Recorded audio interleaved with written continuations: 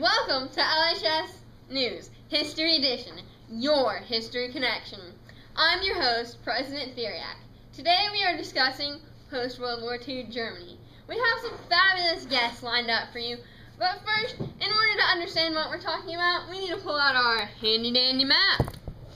As you can see, Germany was split into 4 different sections.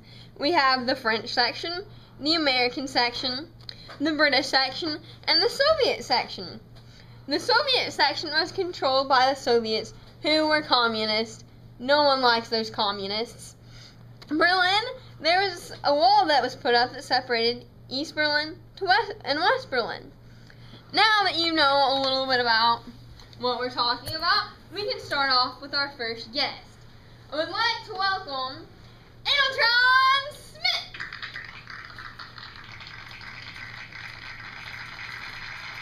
Good morning. Morning, Ms. Adeltron Smith. Will you please tell us a little about yourself? Yes, I come from East Germany, and just like you told before, Germany was split in 4 parts, and I lived in a communistic part. And we really suffered in a communistic part. The communists didn't really care about it, or they didn't really care about economy in general. So most of the people, they just fled into the West.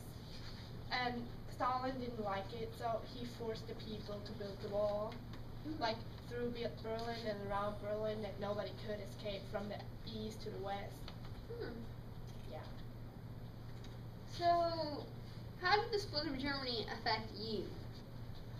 Before the split, we couldn't move. We could visit our families in the west, but now after the war we couldn't anymore, and were cut off from all the food supplies, and we really suffered. We had to stand in line to have food for hours and hours, and sometimes we didn't even get food for standing in line. That would be awful. So, did people change because of the split? They didn't change on purpose, they were just forced because of the government. The government was communistic, so the people, they just suffered because of the government, and they changed a bit, but not at all. So, how was the Berlin Wall built then? The Berlin Wall was built by the communists. The communists that forced the Germans to build the wall. They just, in the middle of the night, they woke them up with machine guns and forced them, okay, let's build the wall. If you don't, you get shot. That sounds very pleasant. Now, all the way from West Germany, please welcome Slava Kaufman! Kaufman. But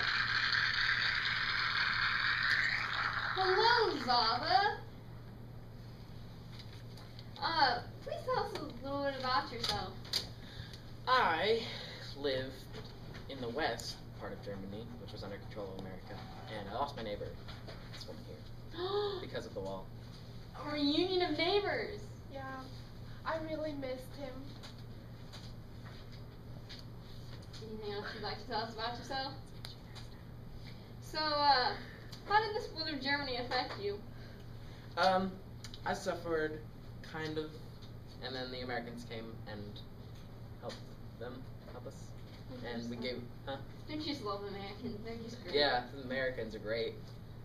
Wink, wink. And then the Americans gave us food, which was also fantastic, and medical care and cigarettes. And then people began to use the cigarettes as money because people didn't trust money anymore. But they could trust cigarettes. Obviously. Because what other way than to die? So what was life like with the Berlin Wall? Like with it? For the most part, the only thing that it affected me with was that my family was split. So, That must have been awful. I'm so sorry for your experience. So, Adeltron, how did the Berlin Wall affect you in your life?